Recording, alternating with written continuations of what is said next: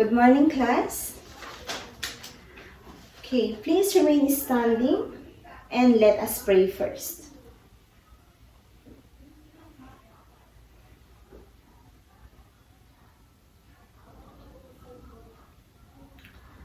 Okay, before you sit down, class, please pick up a piece of paper under your chair and arrange your chair properly.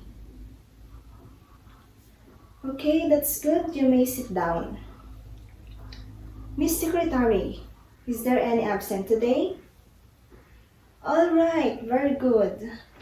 And now, I know that all of you are familiar with 4 pigs, 1 word. Am I right? All right, very good. I will show you 3 pictures that represent 1 word. Are you ready? Okay, let's start.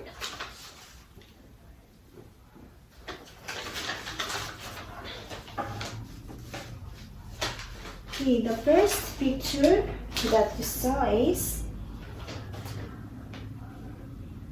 Okay, very good. That is broadcast. The next one is... Alright, it's print. And the last one is... Journal. Very good. Good job. You are able to identify these pictures. Now, based on the activity, do you have an idea? What are we going to discuss today? Okay, today we will discuss the different types of media. Okay, but before we proceed in our main topic, let us read first the learning objectives. At the end of this lesson, students should be able to differentiate the type of media, appreciate the importance of different media types, and discuss the effects of media to culture and society. But first, let me fix these materials.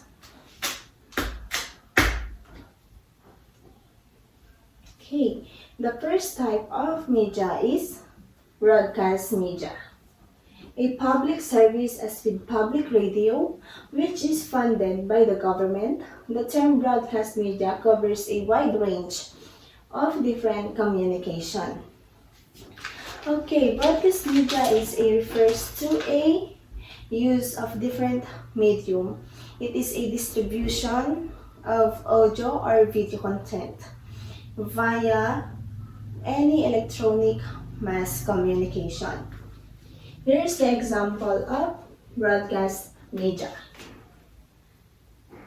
radio, television, podcast, and website. The next one is printed media. Is one of the oldest and basic form of mass communication. It provides information and transfer of knowledge is remarkable. This type of media, I know that all of you are familiar with this. It is a publication or materials that are printed. Very good. Sometimes we saw vendors distributed to the customers in its physical format. So here's our example of print media: magazine, newspaper, letters, and journal. Okay, the next one is new media. What is meant by new media?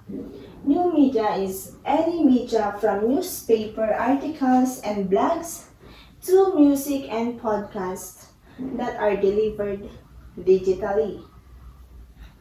So, new media is a communication happening in our desktop and laptop computers, as well as in our cell phones, tablets, and other devices. Here's the example of new media: chat rooms, emails, social media, and mobile apps. And the last one is media convergence. Is the technological merging of content in different mass media, such as songs being available on cell phones, like taking pictures and video using cell phones, demonstrating the merging of digital photography.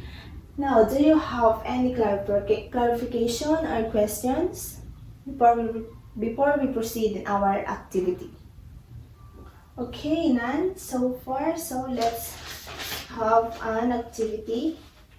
I will see it if you have understand our lesson for today. Kindly bring out one-fourth sheet of paper. Yes, 1/4. So I will take it this.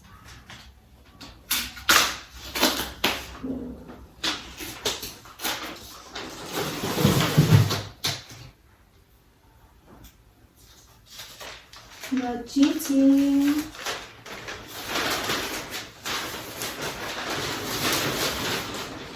Now, what are the 4 types of media? I will give you 3 minutes to answer that. That is so basic. What are the 4 types of media? Alright, are you done? Okay. Kindly change your paper on your seatmate. Alright. I know that you've learned something today, and at the back of your paper, state as many examples as you can in each type.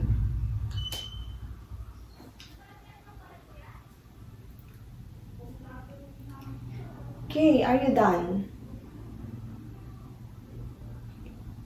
Pass your paper forward.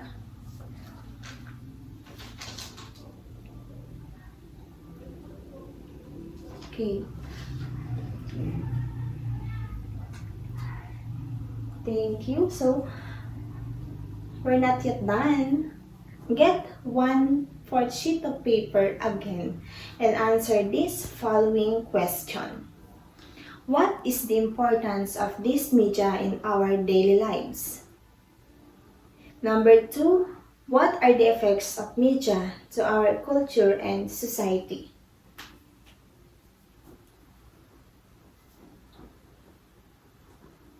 I will repeat the question. Number 1, what is the importance of this media in our daily lives? Number 2, what are the effects of media to our culture and society? I will give you 5 minutes to answer that.